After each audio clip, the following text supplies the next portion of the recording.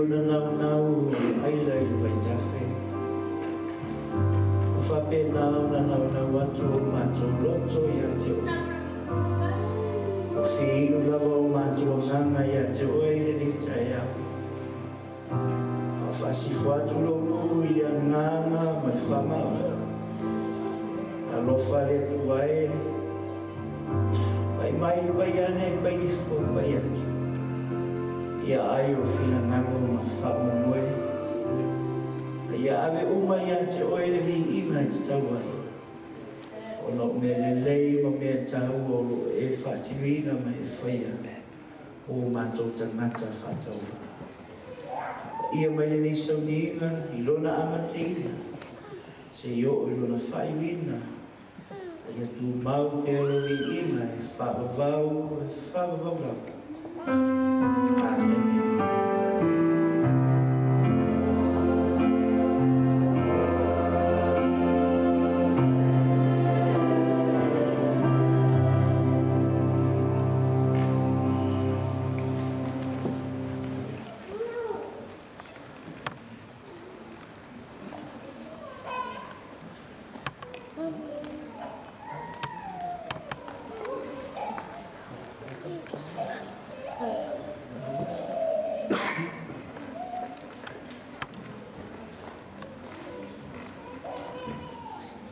Fale lua Paiana a pai foi esse uso e o tafa pa o toile a o fa lofa manuia le tua nessa parte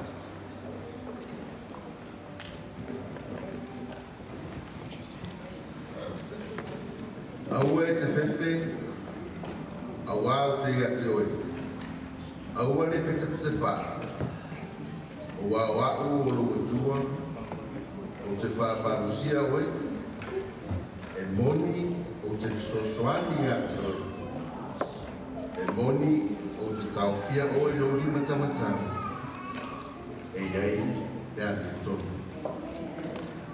be lewa fionga le tua o puia Jehova le tua le langi il perfetto Isaia ta tonu wa amatali ai le whawhelo inga i le nita e au. Alo whea ngai le nuko le tua, ia maltaua whaleanganga. Ia o upu ale tua le perfetta. O te tau whia oi lo lima tamatau. e ai le amiton. Na velea upu perfetta nita le tua il perfetta nita e fai ma fato muanga o le fa feloinga. Fa feloa e atu le malo fa matafia i le susu o le taita in tanga luenga pasta ainga lei mayaba mal faltua ya Judith man no fualo. Fa malo fai o faiva. Ta tonu o le fea ngai le nu o le tua ia ma le taua fa le nganga. Au upuale le tua le perfetta o te tau fia o ilo li matamatau. E iai le ami tonu. Fa feloa ia tufoi. Faltua ia Maria ma no fualo. Ma lo tau. Le ngata i lea. O le ainga to ina. Tai to ina. Ma le soa tau ma le vasenga to ina. Te a kono i vase lua ia li i matamaitai. E le whangaloina. Le lau mua tia mai. Fa malo to vaenga faili nei. Tolu vai aso o lo tato whenga iai. Awani a nganga mo le malo le tua. Fa wheloa e atu. Mai la vai maunga te tele se ia pa ia alo mwhanau o tato whale lua. Ia tau o le whale lua. Ia o le a inga o le tua. Ile nei tai au. Fa pea tuai. Ta lofa lava. Fa pito au ngā fase fa filo inga. Mai tau atu i eo tātou soa malo, au le upu ala fionga pa ia le Apostolo Paulo. I le toi nu ese tātou, au atasi tātou, ono ke riso, o le a inga ia ke riso. Fa tā lofa fa pito atu, mo o tou le nei tai au. O le au le la loa, e au ano ufa loa le ufa inga luenga tu tofi lunga le fata le nei tai au. O lo tu tam tau o lo lala tuaile, to ina pol taitai, fatala ia Cracky Burn, le sunga to ina ia oli soalo, ia o ia lewa, vava alua malo ni fata va, ia e langolango ina o le tato tofi le nei tai au. O le tato tofi wa tusi au o le langi, o le awhai, ma tato sui e moltai, se fe au o le nei tai au, po se vai manino, i o tō loto, ma tau fi ngalo mo matou loto. Ia o le sunga le whawhengainga ia. Fata ai maleanga tau pa u Mose a Pineru. Ia o ia o leo tusi a o le lang. Ia e ta iala mai eise fi au mo tātou li nita au. E nganga mo lalo. Wala ulia aile toina ia soalo. E whai mo tau au. Ia whawhilo ia le tātou tofi li nita au. Ia o le atatu tutu lai maa mataina ni sauninga le vienga pese fou, tasi on tolu, o lea suafa o Yesu.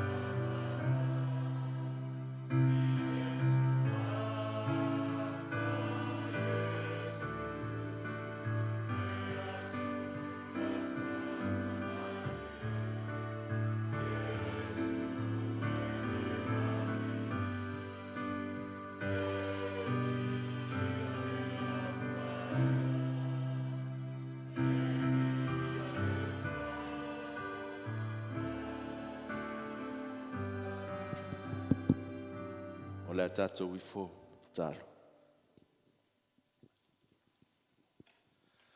Lo mātou ta mai o lo fiu malangi. Whaaftai le nea wanoa o mātou maua. Mātou te tala ino pui pui o lo malu mātou mai e vatu le vi inga i la ufio. Ua ngau si atu le vai o lo nuu le nei tai au. O na mātou atu lea le mea silisilo na pa ia i o luma lo mātou tama. Si ti atu lo nuu le nei tai au lātou whaafonga. O la au na o le atu la i si ti atu o au. Ie whaatumu le tumu malilangi. Whangangana i le ngangana o le tuaso. Ia e nofo manino lo nuu le nei tai au. Whaatasi mai lo mātou tamai. Mea umalava ia fo i lava le vi inga ia te o e whawa. O no o Yesu o mātou wole me wala au tuai nei. Amen.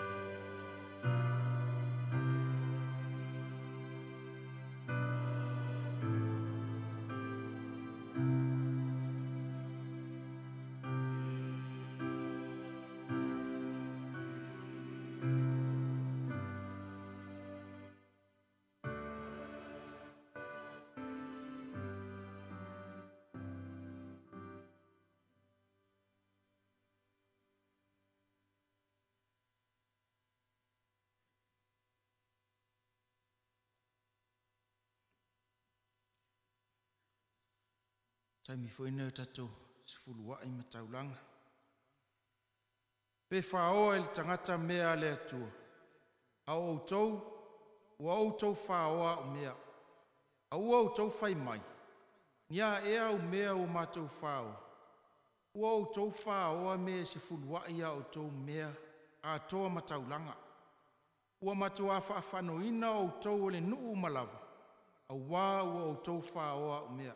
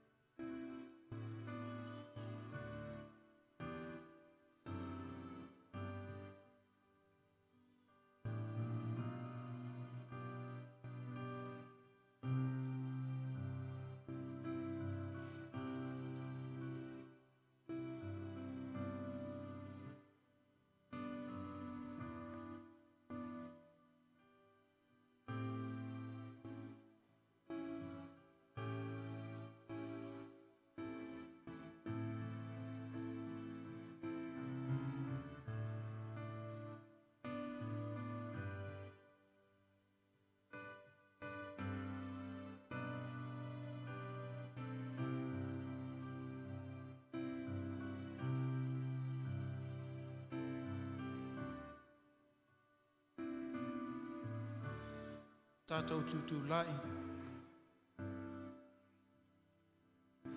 Ina au maia mea se fulua ia o tou mea umalava i le fale tu wai mea. Ina ia iai me ai lo fale. Ma ia o tau tofotofo mai a te au le nei mea, ua fetalai mai ai Jehova o au. Pe o te le tuto ina pupuni o le langi mo o tau, masa sa atu le manuia mo o tau, ina se ia silisili o na teli.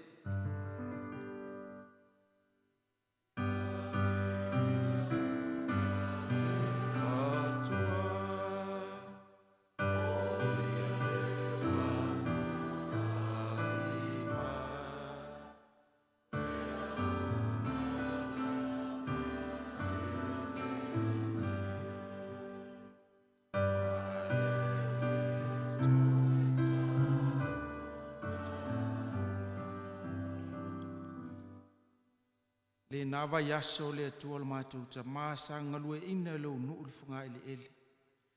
Sa mātou tangi atu le mana o mie tono mātou a inga e maise le tu tino la ngaluenga. Mātou te whaftai ta mai lo whaasoa, mai o mātou lima i le aso ma le aso. Ua mātou toi ofo atua ile nei se fuluai ma le nei taulanga i lau fio. O se mea lofa i titi le atua le mātou ta mai loa ilo mātou wava ma lo mātou alo lofa i ate oe. O mātou ofo atua i ma le loto ma walalo, ma le anganga whawhetai. Mātou te talo lau fio se e lofa ma whamanuia i te tono mātou a inga. Ai maise o le tangata ma la nofoa. Whamanuia au auna te a kono lo tau au ina se furua i matau langa. Ia o ngai se vaenga o lau ngaluenga. Ia vi ia i oe ta mai whaavau lava. Amen.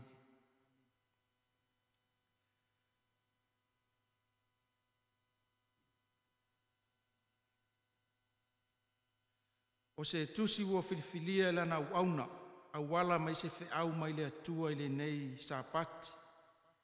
Tusi le evangelia o Luka. Luka lona mata upo e sifulu ma le iwa. Tātou te whai tau whea o wai mai le whai upu mua mua, whangata mai le whai upo se fulu. Luka lona mata upo se fulu ma le iwa, tātou te whai tau whea o wai mai le whai upu mua mua, whangata mai le whai upo se fulu. Puno mai lau wau, le au te ine tātou se talo mo le whai tau ina le whiong pa ia le atua. Mātou saune whai tau lau whiong pa ia ta maa, e uina tu sia le mātou ngangana, ai whainga tāo na mātou malamalama. Mātou te talo ilo nganga pa ia, e te wha malamalama mai a te mātou ina ia mātou whai tau, mātou malamalama, mātou savavali, ia mātou whai alo whina ngalo. Ono lo suafa Yesu. Amen. Tātou whalangolongo le whai tau ina le whiong pa ia le atua. Ua o atuia i Jericho, ua u iane iai.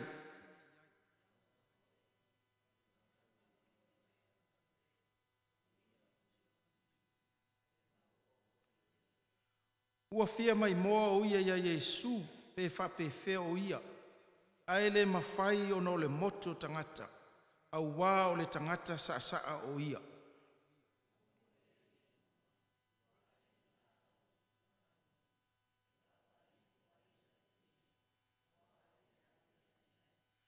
Wo atu Yesu i lea mea, ona tepa e leo ia, ua sila fia o ia, ona fetalai atu leo ia ia te ia, saka ioe, e vave ifo ia i lalo, aua e tatau ona o nofo i lo ufale le aso nei.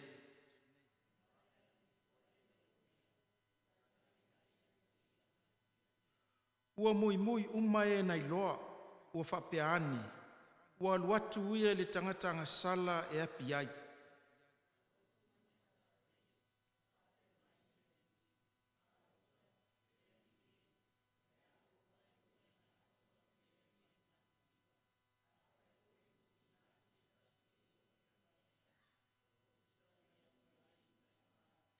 Ua fetalai ane Yesu ia te ia, ua o mai le whaalotanga le ainga nei le asou, ina ua whai o ia matali o Aperamo.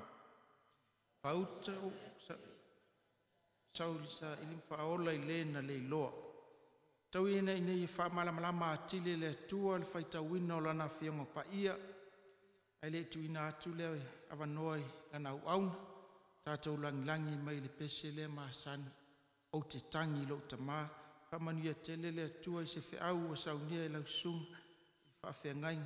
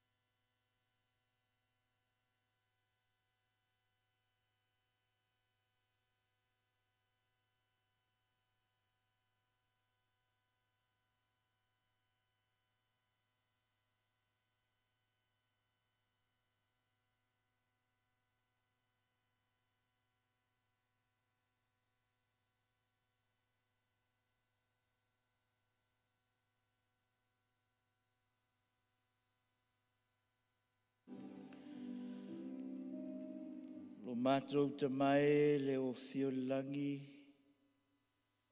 Ia vi ia lava lo suafa I le nei sapati. Ofu pea oe I le vi inga. Whapulpuluina pea oe ta mai lo mamalu sili ese. Tangi atu I le nganga mawalalo le nei sapati. Tula ila au na e ngau ina. E le iloa se mea. Ai ole atu a nganga sae, o oe ole whaia o ngasiri. Pai mai, pai ane, pai ifo. Pai atu ia ai o fina ngalo ma wha moi moi. Ia whawhanga mai o mātou a nganga ile ni sapati. Whatungu o mātou ipu. Ina ia maua pea le whatua tua. Mātou te taua ili taua. Se yo ele aso e matala ile langi. Ma fio mai o elo mātou tua. Whamanuia le whaafonga lono. Whamnia mai lau au na iwi ia lo suafa. Amene.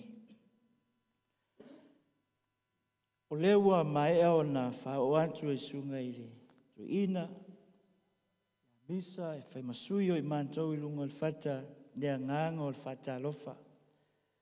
Ono utoi whape atu I le nganga fia I le nei sapati, ta alofa lava le ainga o le tua. E apea e liliwane ma whata alofa se tamā se tina, se usos trofine, ia mawhai e alofa le atua I ati oe. E alea I whata alofa la I le angelu na I o utafa. Whai e alofa le atua I ati oe. Amen. Whaftaila na uauna, te tai mo le avanoa o maua, le whaasoa tua I le upo le atua I le nei sapati. Whamalo whai o le whaiwa tātou ainga whaafare lua, ia emese foi, nei o tātou uso a malo, o lo umwhai o na sumai, ma whio mai, ma tala mai au, ua matango fiai, ma mawalungai, le vi inga I lo tātou matai o langi. O le, te manau e liu whatasi o tātou tusi.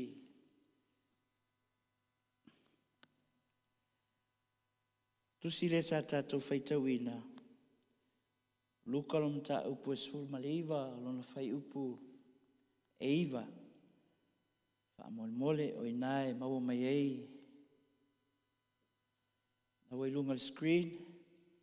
Luka lo mta upu Esfumaliva on whaipuiva.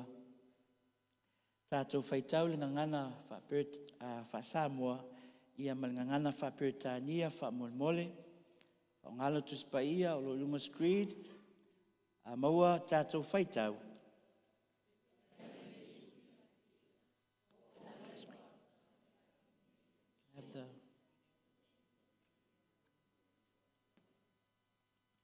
Whaftai.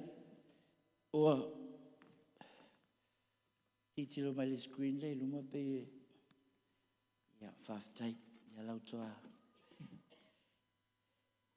Toe whaitau whaatasi mai tātou mawautu whamole I ia whaitau.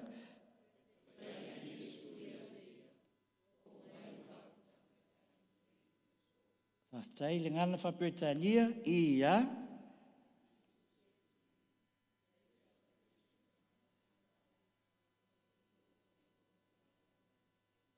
Whaftai. Whamai upo le awhiong pa ia le tua. Ua whetalai ane Iesu ia te ia. O ai le ia lea. O sakaio. Lesa e whaitau le tala. Lukolom ta upo e sfumaliva. Whamai upo le awhiong le tua. Ua whetalai ane Iesu ia te ia. Ua o mai le whaolatanga I le ainga nei. I le so, e te maitauina upo le awhionga pa ia le tua, le tala sa tātou whaitauina. I le whai upo e walu, luka e suiva non whai upo e walu.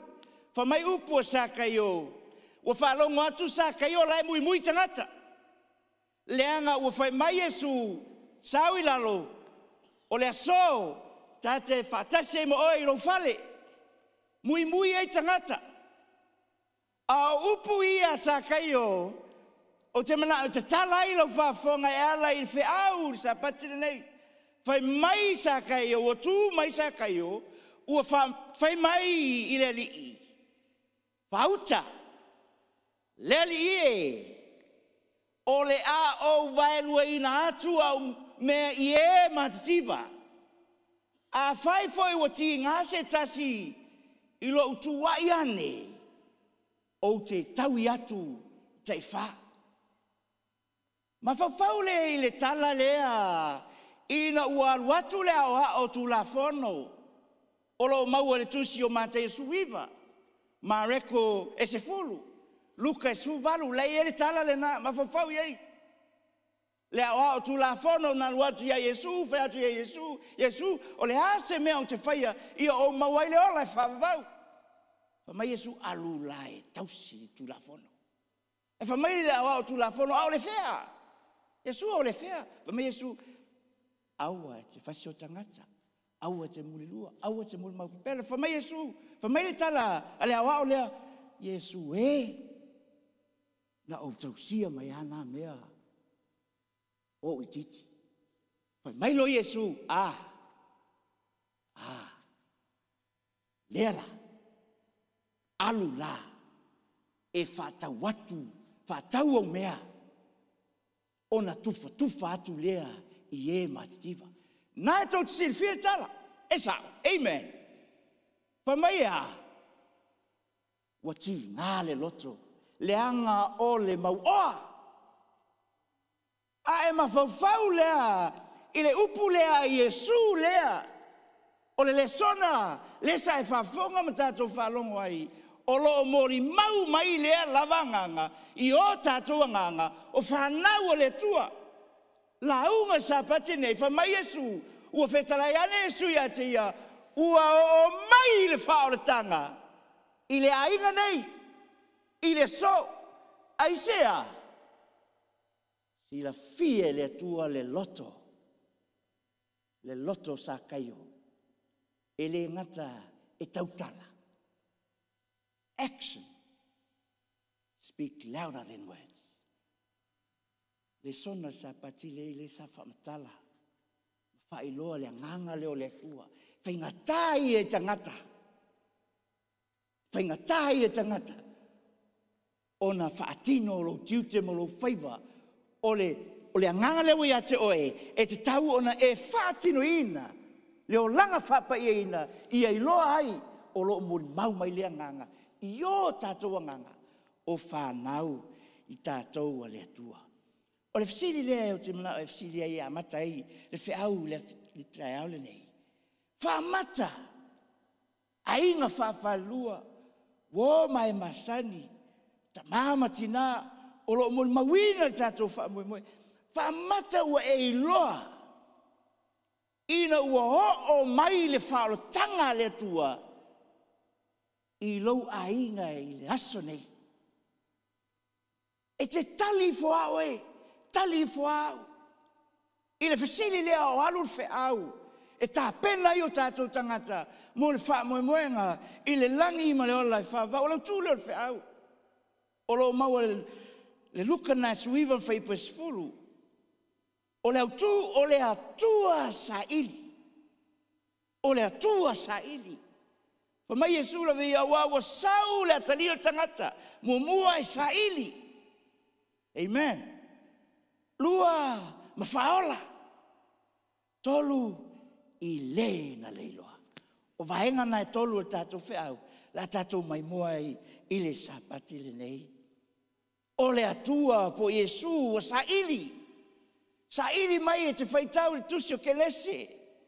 Fa mai upo le atua ia atamu, atali o tangata atamu. Pule oi la au o whatoanga i e tena. Au le la au e loa i le leima le leanga aua. Aua e te pai ai. Aua e te aina. E whamai upo tu spa ia. Aona e pai ai mai aina. Whamai upo le whionga le tua e te luote upuna le tua. E tai ane ua le ustai a tamu ma ewa ua airfua la au. Whamai upo tu spa ia ua pupula o la ua mata. Ua iloa ailo la le lavlava. Ona ole ua fati mai, mati mafusi ai, mawhai o la, e whamai upo tu spa ia, ua la whalongo, ua whio mai le tua, ona la whewhewe lea. Tātou whaitau, whaipuna e walu whamole, a mau whaitau. Whalongo i la ua si whoga i ova.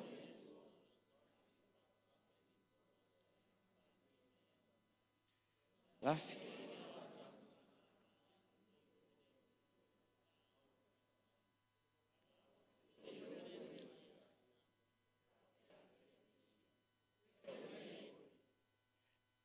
Le atua sa ili. O mai upo tu spaia a ona lua ai le fua le la au e te lua oti. E fa mai upo tu spaia ua fefe tangata. Ua halu a lafi, e fa mai upo tu spaia. Fa mai le tua, a tamu. O fea e oe. Le kalesia e mafau ai o le atua na te sila fia me uma. O lailo le leia e le atua me leia a tamu, la lafi. E fa mai upo tu spaia e mana o le atua. Ia i sau a tamu e tū i ona luma, ma whailoa mai lana mela o whai. Amen. Le atua sa ili, ua whio mai le atua i le whaotanga, ma sa ili a tamu. Sisire ei, whasolo, te le mana e ubi. E skelu na e luas fulua, le whaipatos fuseo tō tasi, e patato whaitau whamon mo le whaitau.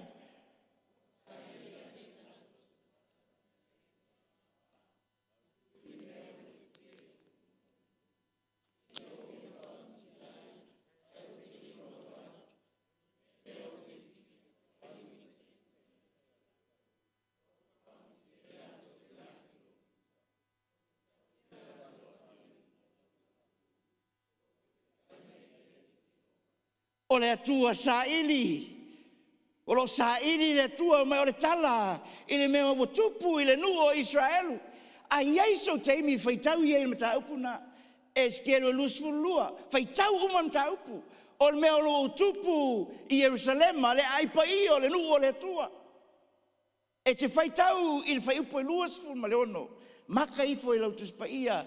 A lela o whaitauina. E skero na i lusulua i whaipa lusuono. Whamai upo le whionga le atua, ua solia e ana whaitaulanga, lau tū la whono, ua lātou whaleanga fo ia me pa ia.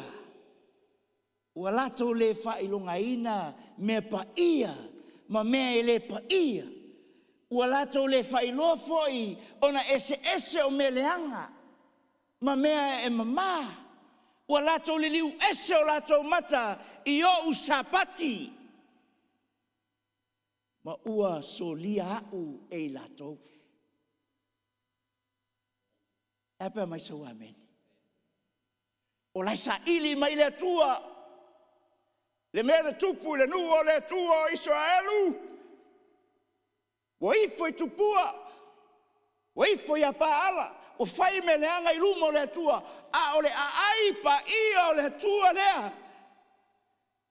Le mita mitanga o le nua le tua e vaia i pa ia i Jerusalema. E whamai upo le fionga le tua e o ai whai taulanga.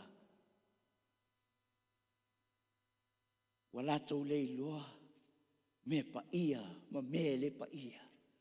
Wa lātou le whailonga me ese me leanga ma me ma. Whamai upo tu spa ia te whaitau ia e o ai perfeta ua lātou vavalo pepelo. Mai tau ina o le atua e whailoa i ana perfeta ona tau mai le nu. A o lai sa ili le tua e whamai upo tu spa ia ua o sa ili a te lātou se tangata na te atina e pā ma tui le mea e le pitia iolo. Lai sa ili le tua. Amen. Pea mai sau amene. Lai sa ili le tua. E whamai upo tu spa ia. Na o sa ili a te ilatou se tangata na te antina i pā. Matui le mea ua le petia i o luma. Mo le nuu. Ina ia o le whaumutia. Ai o te le i maualawa. Lai sa ili e le atua. Sisire i. Luka na sulima whai pue whase o le ono e pētatou whaitau whamol whaitau.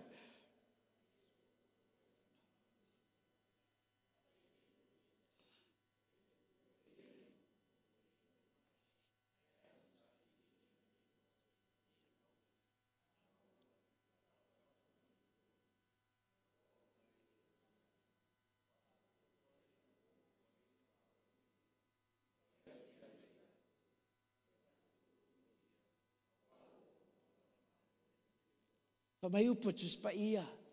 O le tala i le leo mamoe. Ua alu e sa ili le mamoe wa le iloa. O le atua, la sa ili mai. La sa ili o e mau. O le leo mamoe o Yehova. O le leo mamoe, le mo mau i tavita. O Yehova. O lo u leo mamoe le lei o ia. Le aise mea o te mativai. Na te avea u mea. Ia i vau mua o te tautua. Na te taita ia te au. Tafele mu e fa fosia i lo wanganga. O le tala le leo mamoe fa mai upo tu spa ia. Le leo mamoe lea o le atua la sa ili mai. E tu e ia le iva sulu iva. Ai alu e su e le mamoe la wase. Upule la fionga pa ia le atua. Pe e faitau i ai ma su i ai. The lost sheep knows it's lost. Wailoa e ia o ia laua lost. But doesn't know how to get back. Le mamoe laua se, o laua se, lai loa e ia laua se. A ua leiloa e le mamoe o na toe fo'i mai. A o le leo mamoe i lona langona, loa e sa ili a te oe. La tuitui a te oe a tonu e whapela ngona leo mamoe talo whae. Ai o timu ia. Ai o laina, ai o whiai. Tuu, le iwa suriva, ai alu e sa ili. Alu e sa ili. Le mamoe. Nai se o le sa ili le tua. Duka surima. No fai poe varu se o sfulu apa tatou faitau i a faitau.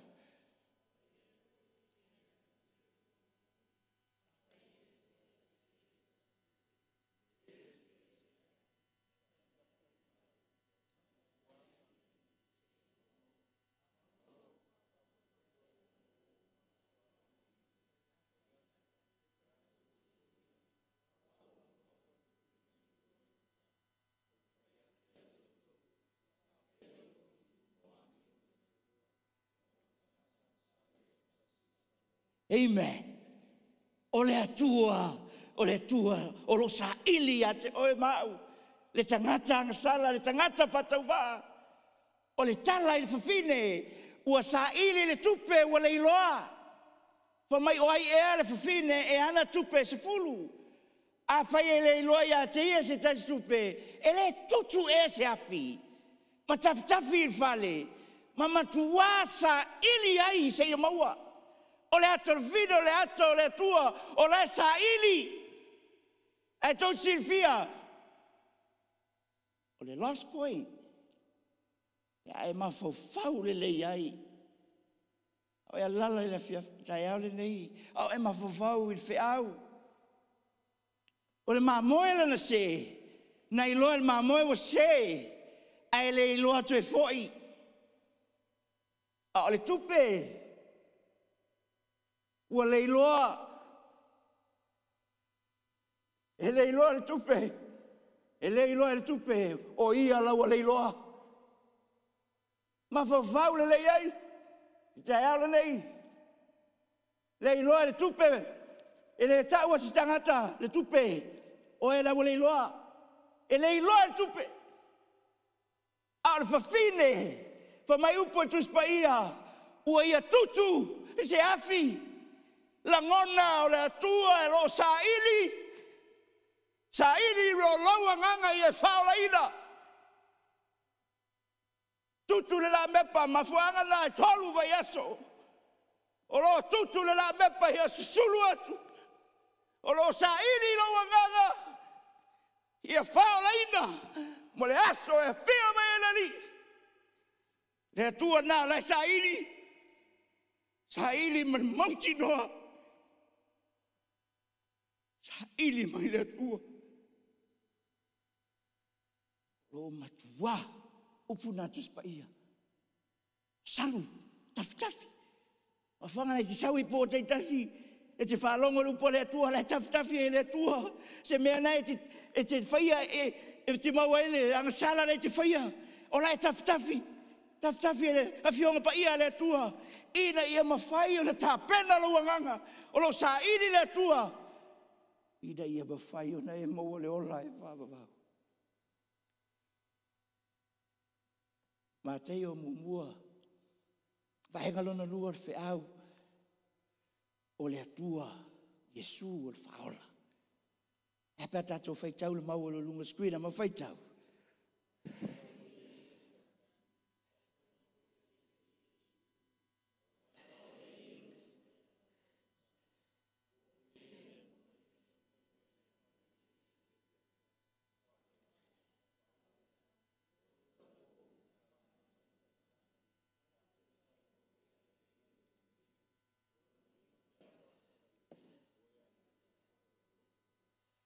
Ua whanau mai e ia le tamatane.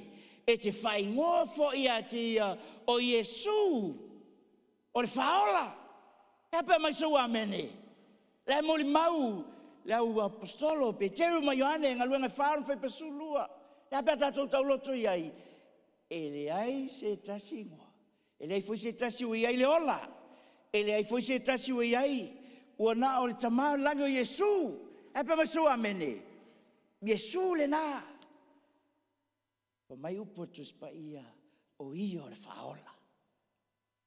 Fa mai upo la fionga le atua whauta e tō le taupou ma whanau mai le tamatane. La te whaingoa fo ia te ia Emanuelu o lona winga pe a whamtalina. Ua ia te i tātou Jehova po le atua. Le mon mauel tusio Isaia fitu.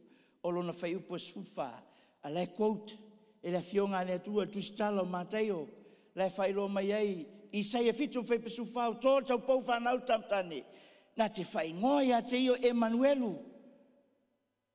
ua ia te tātou le atua. Pahenga lona lua nā whiau, tātou maftanga sa pati nei o le atua, Yesu o whaola, le ngā te sa ili, ai mana o le atua ia whaola. O e mau ia tāpena mo le whaamoemoenga i le langi ma le ola e whaavavau. O le atua o Yesu o whaola. o le atua whaala e le toi whamataraina. E le toi tau whamataraina le whaarutanga wa umo le tāpena. Ma e tu ua ele mamalu le langi e thio mai le langi nei. Le pereniso le langi. Le tupu o tupu. Awa whio mai e sa iris whaarutanga mo oe mau. Le tua whaola. E te vaia i upu umana whaola. File mu. Alofa. Amio. Oli oli. Loto mama. Anga malu whaola. O winga ngā characteristics umana. O le ali whaola. Amen. O mai upo tuspa ia file mu. Ma te o lima. O non whai upo iwa. O mai a upo la fionga le tua. Amu ia i la tau e whatupuina. Le file mu. E tā ua i la tau ai. A ta lii o le tua. Mai tau mai. O le atua o whaola. O ia ua ua na whaia le leinga mo e mau. Sa le ai sa tato a wanoa. Sa tato i pong sa. He is our peacemaker. Whaia Yesu le whaarutanga. Ina i ma whaia na tāpena loa nganga. O ia o le whaola. O mai upo le fionga le atua. Ia la tau e whatupuina le while mu. E tā ua i la tau. O ata lii o le atua. Wha. While mu. Alo lo fatu. E le toi tau whamataraina le alofa tūno le atua. Walai e una tātou o i whaleseu. Ai sa i mao malie. I ane tonu whai pasu ano. Wau whapelawa nalo whamai o le atua i la lalangi. Ui au mai ailo nā tali e tōtasi. E whamai e sūlawa ia i lana launga. Ma teio e lima. Alona whai upo e fitu. Amu ia e alolofa atu. Awa e alolofa mai. La tau, amen. Epe masu ameni. Amu ia e alolofa atu. Awa e alolofa mai. Ia te i la tau. Ole. Tātou i nei Australia. Te lole sa lau ngai na tātou te tai whailonga. Fio mai o tātou li whaola. O tātou i Australia lewa tele na maua mea. Ma whawhaua uia. Siok ta mahama, siok tina. Le tele o. Le alofa sa alofa i a te mātou whanau. Tasi mātou. Malili umua. Liulo ta māua. Ya malfitu. Fitu o tau sanga. Liulo tinaua. Sfutasi. Sfutoru. Mana oi whaise mele lei. Ai pangā ua. Leto iai ta māma tina sa tau na whai eise mele lei. Tātou la le rei Australia ma tātou maua seleni. E te mawhauwhau ai ina i o tātou a inga nei Samoa e sa. Amen. E roi, te ilongo fia tangata matua ai ua. E lafo mai loa, e vili mai loa nei tangata nei Samoa. Se sosoani mai. Se te vili so o mai ore telefoi me fai nei. O Yesu. O Yesu le ali faola. Whamai Yesu la veia. Amu ia. E alolofa atu. E alofa ina mai la tau. Le amio. Ma taio lima non fai upu e fasu malvalu. Whamai upu o Yesu la veia. O le nei ia atoa toa. Ona le leia o tau amio. E peiolo tātou tamā le langi. Sau whalongo matutoa le sona sa pati lei. Pai whalongo le iai, lai whamtala mai le amio, wheme la mata mai le amio, o totonu. E pa mai soa mene. E whamai e sūlawa ia le whaola, o lelei, ia matua i atoa toa, ona le leia o tau amio, e pei o lo tau tamā le langi.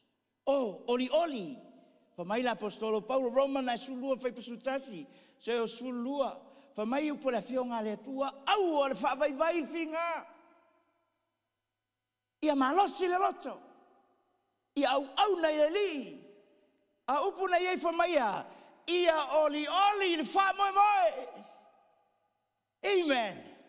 Oli le wha moe. Uno sai pupuanga. A ia finau i le titalo. Isi vaenga lea. E ngata le angapongi. O le titalo. Watu i le tua. Fai tauro o fiong pa ia le tua. E te maua le malosi. E te ola i fa le anganga. Leanga o le atua. O le atua faola. La, loto mama.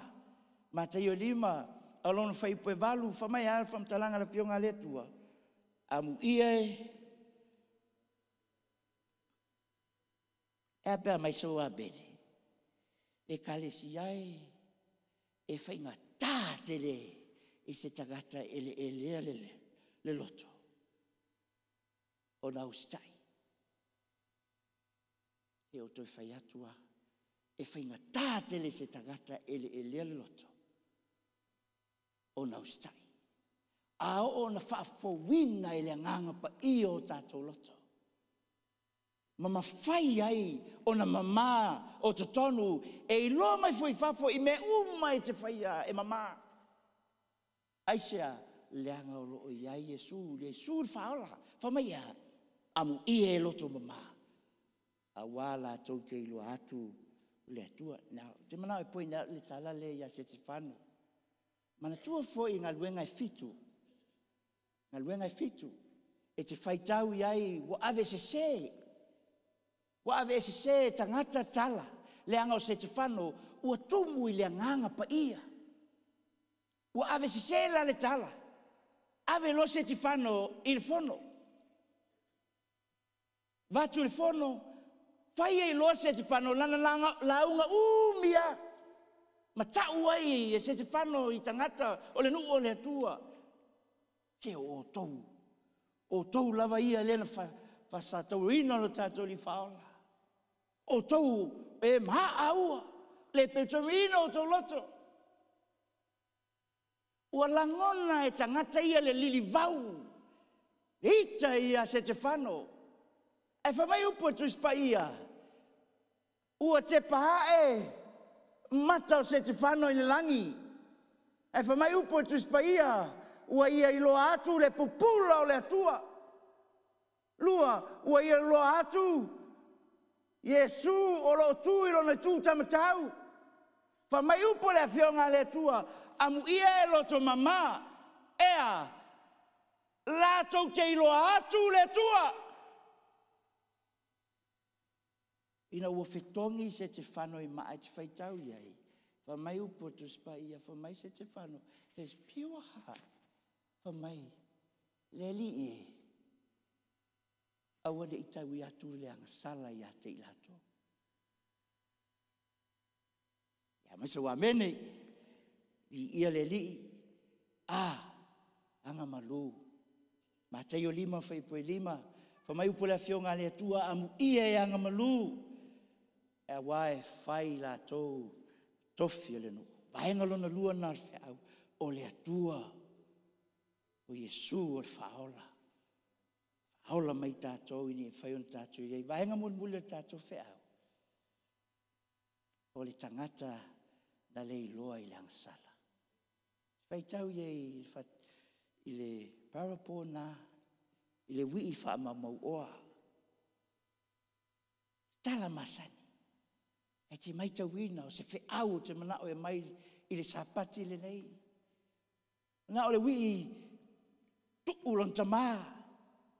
Whai atu lon tamā o mai e ia le oa nā. Le afa le oa moau. Se o walu e whai le lalangi. Se pule ia au i meo te whaia. Le wii wha mamau oa o tuua lona tamā. Le ato lona tamā le langi.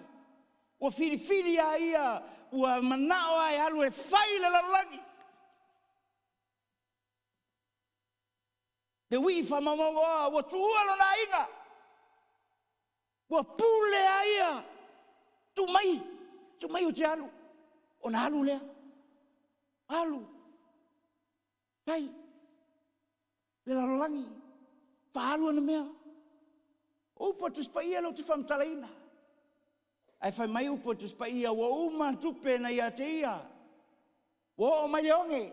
Ai whai mai upo tuspaia wa alo sua singa luenga. Ai maua ngā luenga o le tangata. Whai mai tangata lea ia sau. E te alu. E whawhanga upua. Le tala tuspaia. Walu ai le wi fa mamawa fa mai upo tuspaia ua ia atili ai ona vai atu le aso wa atili ona tele me ai wa ia aia ai le ai pua ua fi ai ma fau le nganga fa le nganga le sapati le lei o le tangata na le loa i lang sala a olea ua tupu le onge ua ai fatasi mapua ai to silfia le kalesia o le taua i o le talalei o se fe au mo oe mai tato uma fa mai au po le afionga le atua ua vai atu ia le tangata lea le wifa mamawoa le titilo mai pua to e titilo atu ia i ona mata ma fa pe ifo ua pato ailo na mafafau o lai tele me ai moto lo tama au le hai ala me le fai e te mai tawina le mamoe na se ua ia le iloa to e foi mai o le tupe na le iloa e le iloa le tupe ai whawhetai e le wii wha mamawoa ua ia iloa wata mai o tu ilunga tu meia tu fanga pua ai to e foi lo na inga to e foi lo na tama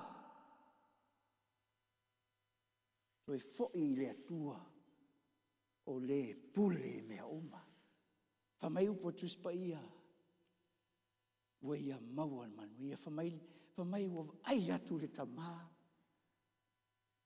o nofo mafata litali se aso se teimi se tula to e foi mai ilo na tali atono langona ta mafa pe o feo ai o maliu ua to e foi mai o savali mai fa mai upo to spaia wa watu ta ma wa fusia te ia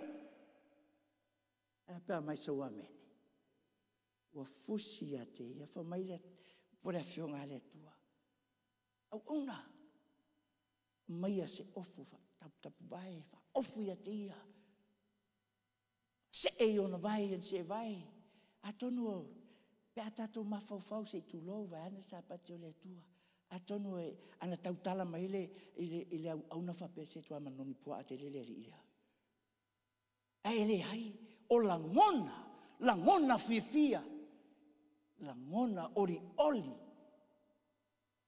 o le tangata na leiloa i le angasala ua toe fo'i lona matai. O le tangata na leiloa i le angasala le sa tatou faitauina Lukas uiva faipomua e o sefulu i le tau whamtalaina tala ia sa kaio. Nau o tau sa fisilafia mo tatou iloa. Tala i pong tā i le sa tauro e pa tatou faitauina mo le faitau.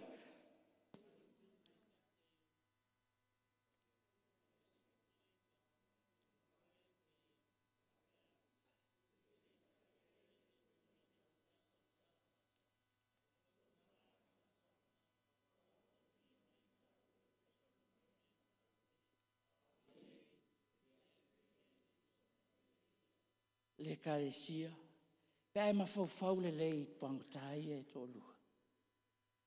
Whawai upo tuspa ia watonu la tasa. E lei tei, o pangotai e tolua. I fasalanga e pito silio na matanga i Roma. O Yesu e lei sana sala, tato i loa le lei, a o pangotai ia. O lisi na fai, a li taua i o langona o lisi tangata. Tangata ang sala, uai lolo na sala, Ua tui lunga ma le fefe e fo'i lona matai. Fa mai ua tali atu le tasi ua vavao ia te ia. Ua whape atu i te le matau ea i le atua. E ali mai na maua le amanoa tangata le whaalongo ia Yesu. Ai filifili e whaile angasala.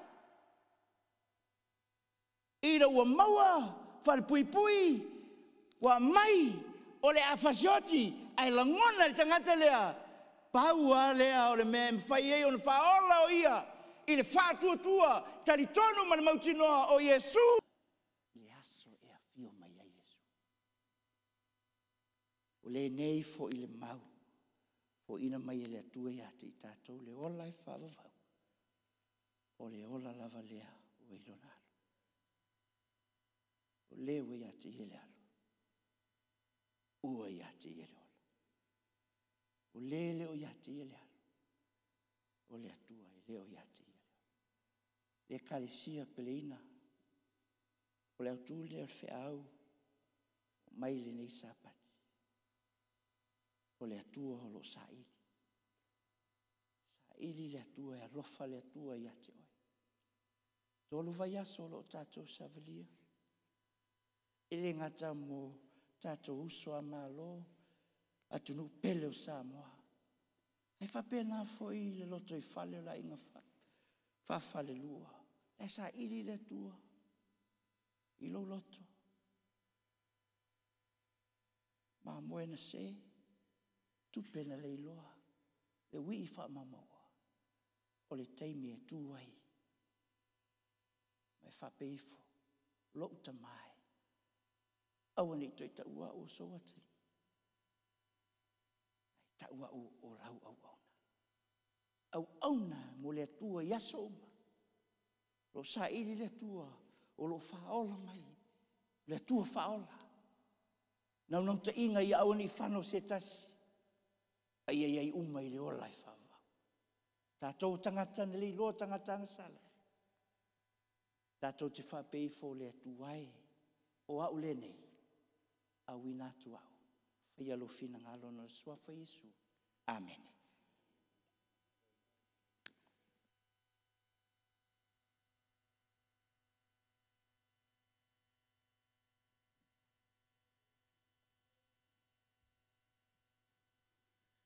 Ia wa nga ia tule fa fenga inga lunga no fuanga sei so langa se fa amene.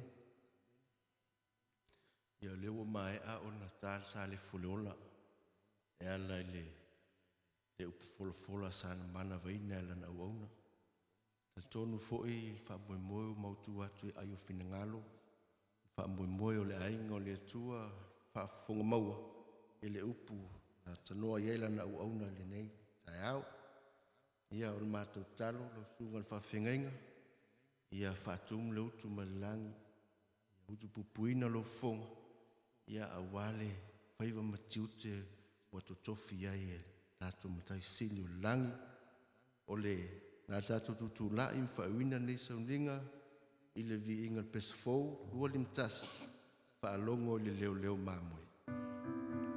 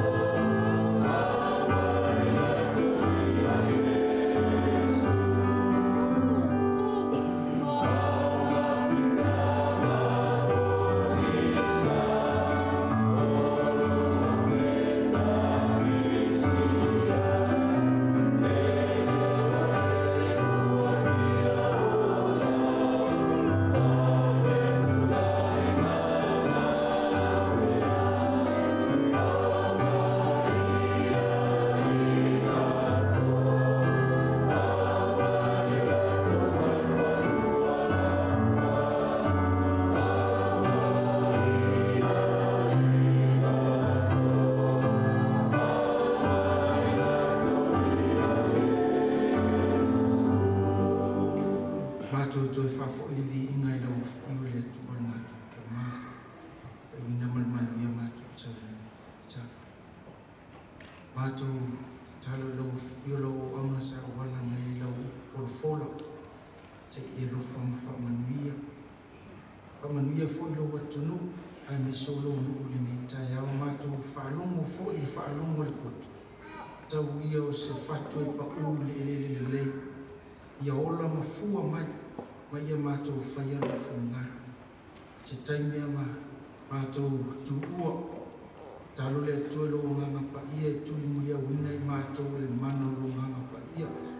Ui poi ma whalao lao. E au langa vale i lunga o le ala le atua le mātou tamaa. Tau nuku manuia fo i le vi inga ia ti oi. Mātou te talo i alam wala awa toa i lo suafa Yesu. Amen.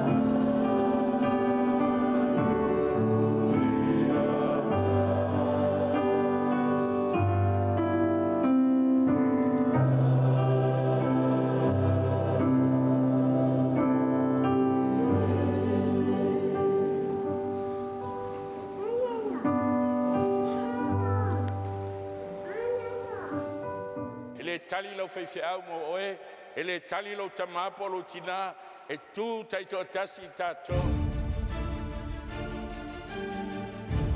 O se le au ia tea, e au esele ia tea, o se le whaputu whatasi pāu, e whaata ape lea.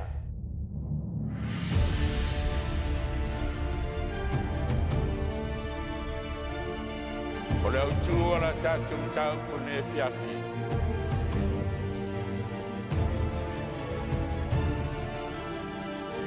Whalinga su whāko koe wāko le tasi angelu whāpeatu a pa'u pāperonia.